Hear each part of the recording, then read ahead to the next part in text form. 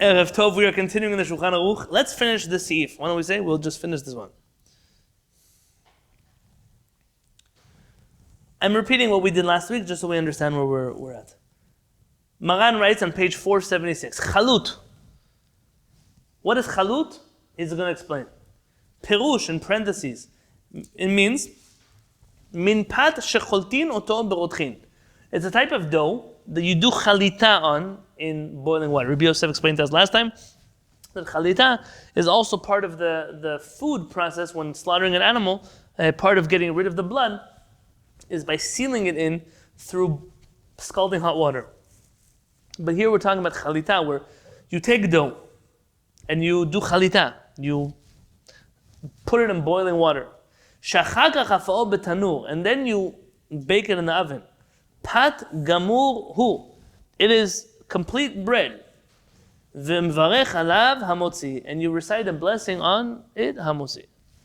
So, what does it mean, pat gamur hu? It's real bread, meaning umvarech alav hamotzi, that makes it a hamotzi bread. So you cannot argue that your New York bagel, which is boiled and then baked, is a boiled food and not a baked food, because this would fall into the classic case of a chalut. I don't know what that is. Chinese pastry. Okay. It's a dough. You boil it. Sometimes there's something inside. Is it sweet or is it No, it's not not sweet? It's just boiled though? It's just boiled? Just boiled would go back to the previous halakha. Here we're talking about something that is boiled but baked afterwards. And that baking afterwards makes it from a boiled dough to a baked bread. Haga, says the Rama, v'chen davar she'belilato raka, and also something who has a lighter consistency. Shafa'o batanur, which you bake in the oven, page 477, below mashke, without any liquid. Dino kipat, its legal status is bread. Umvarech alav hamotzi v'shor you said hamotzi in Birkat Hamazon. V'chenim afa'o b'alfes below mashke, and if you cook it in the ilfas, the alfes, I don't know, the pot without any liquid. Ume'at mashke shemoshchin ben bo. שלא ישרוף העיסה לא מקרה משקה. אבל דבר שבלילתו רכה ותגנו במשקה לכולי עלמא לאו לחם הוא. So the little bit of oil that you put in the pot in order so that your batter doesn't get burned does not make it fried. It makes it baked. It makes it baked with a little bit of oil so it doesn't stick. By the way, today Benjamin Simcha was showing me a video. He's practicing his matzot for next year.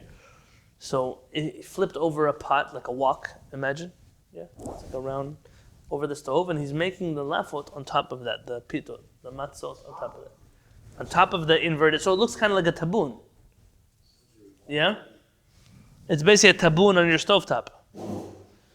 This tabun, let's say, I'm not telling you now matzah ashira, not matzah ashira, but spraying the top of it so you could bake something on it doesn't now make it fried. Sprinkling oil over it so it doesn't stick doesn't make it fried, it just makes it baked with a little bit of oil so it doesn't stick. But if it's something soft and it was fried, then that for sure is considered a pancake or whatever else it is. And it is not considered hamotzi. Let's look at the notes at the bottom. 476, where it says Mem Vav. Isa shnafet achar chalita utikun. Dough that was baked after boiling or frying. If you put the dough inside of boiling water, and then you bake it in the oven, this is called bread. And you recite hamotzi in Birkat Hamazon.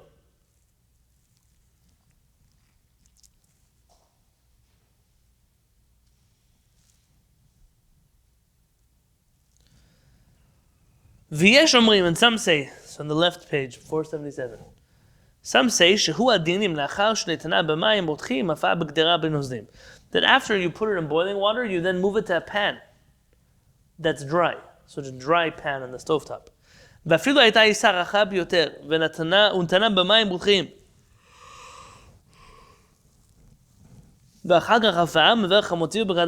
And even if it was a very light dough, like not a bread dough batter, but you put it in boiling water and then you baked it, it's hamotzi.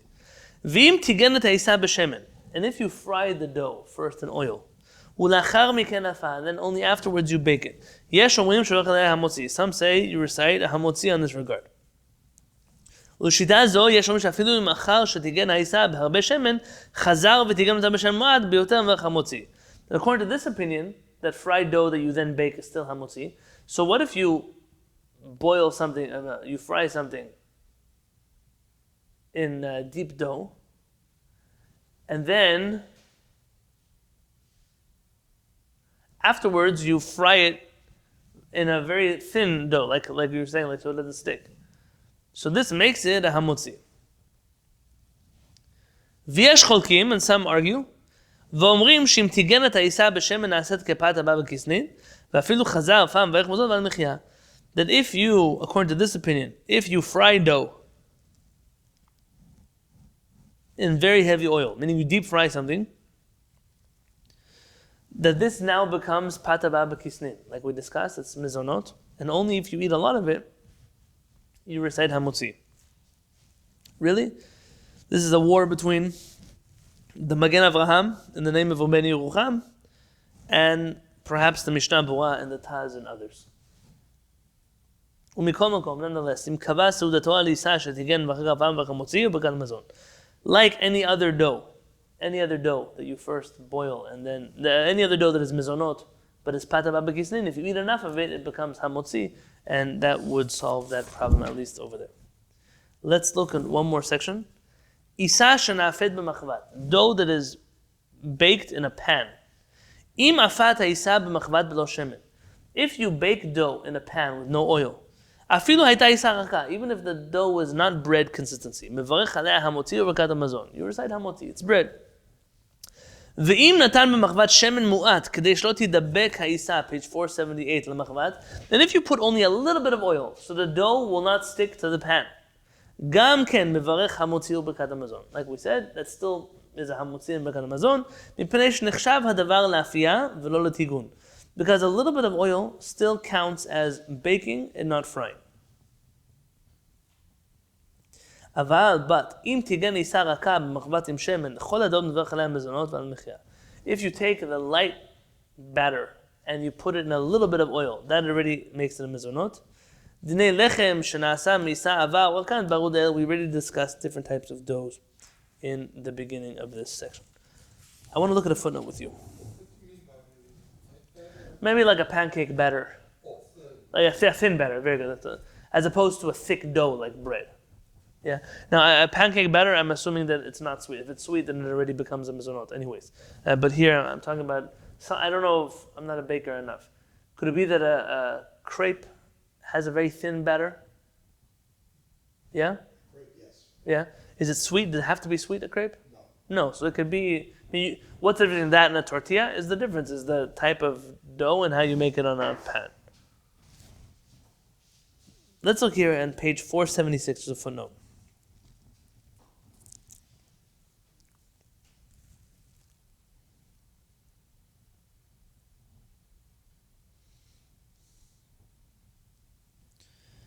It's the last line on page 476 in the Rashi script. It says Kuf Dalid in Rashi script. It's 476, the last line, like all the way at the bottom, it's a Rashi script. Ken Katav Bet Yosef. This is what the Bet Yosef wrote regarding dough that's boiled and then baked.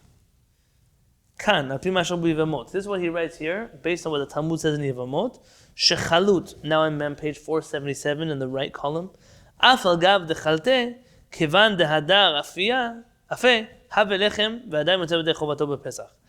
even though you boiled something, now that you baked it, it is considered bread, and this is even bread enough to be considered matzah for Pesach. So technically, you could take your matzah dough and boil it and then bake it. I wonder what that kind of matzah would taste like. A New York bagel matzah, who knows? Start a new thing. Pretzel matzah, right? Together, probably within 18 minutes. Yeah, of course, you need the times and all that stuff to be. But in terms of the process, it's considered bread, meaning even for Pesach, this isn't considered some type of bread that you're not allowed to eat on Pesach. Interesting, because you have to put it in water. Right. Even though you're boiling it And then baking it. then you have to probably bake all the water out of it. That's good. The water out of it, no, but that's a great question, Zev, what you just brought up. The status of the water in the pot. If the water in the pot has to be replaced every 18 minutes, or because it's already boiling the dough, maybe that dough in the pot is already baked, so it doesn't become chametz anymore. Can you imagine the controversy? I can imagine. I'm already getting some ideas, so no, don't get any ideas. The kosher for Pesach Bagel Factory. I love it. V'katav, V'katav dehu hadin, and he writes the same thing l'inyan hamotzi, regarding hamotzi. V'chen pasak Shulchan Aruch, and that's what Maran rules the Shulchan Aruch here. Uve'emet shakin katav beite b'sefer Eshkol. Al pi Gemara b'Yevamot, let's see. Oh, that's what I wanted. Skip down. It says the last words on the line. It's 1, 2, 3, 4, 5, 6, 7. 7 lines down in the right column on 477. 7 lines down in the right column.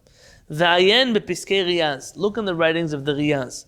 Shehevi b'shem harid. That he writes in the name of the Rid. Shechalut. That boiled dough. She'afa'o la'achar miken. That is baked afterwards. Lo chashiv lechem oni. It is not considered poor man's bread. Ela matzah ashira. It's considered ashira bread, wealthy bread. Ve'en yotzim bo b'Pesach, and therefore you cannot fulfill the obligation of the Pesach Seder. Chametz it's not, but you can't use it for your Seder. Correct?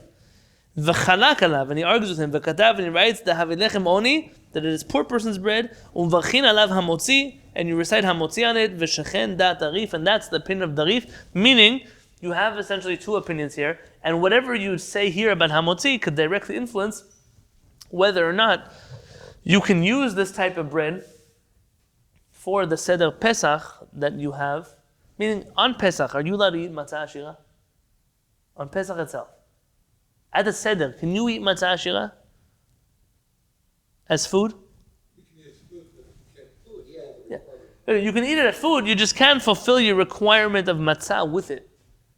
So chametz, now when we say something cannot be used for Pesach, we don't mean that it can't be used for Pesach in terms of chametz. It can't be used for Pesach in terms of the extra requirement that not only the bread that we eat has to be not chametz, it also has to be lechem oni. So for example, it could be that you could make a dough with all kinds of oils and sugars and spices and everything else that might be kasher le Pesach, but it will not be permissible for the Seder in terms of poor man's bread. An example of this, let's say you wanted to take flour and you wanted to mix it with oil and salt and spices, and it was going to be a really nice dough. This is no poor man's matzah. This is like an oily Italian flatbread. You put some garlic and some rosemary and some olive oil, some nice things in there. And you baked it all within 18 minutes. Can you eat this bread on Pesach?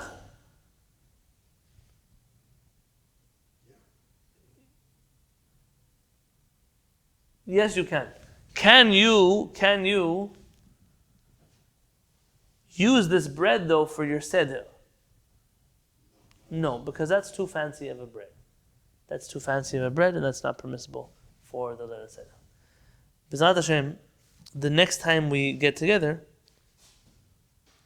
we will be studying the next halakha here on page 478 about all kinds of other doughs that we might do. And I've been saying this for a couple of weeks already, but we have a few pages left till the end, and we need to have a meeting about what next section we're going to be studying together. So we have to do it in the next 2 weeks. So let's make sure that we have that meeting, and I'll invite all of you who are joining us online also to join us as part of that meeting, and we'll figure it out. So we can then we'll have to make a siyum too. So we'll make a siyum b'ezrat Hashem on this book, and then we will decide also what the next book we'll be ordering to jump into those halachot. B'ezrat Hashem. Everyone, thank you for learning with me tonight.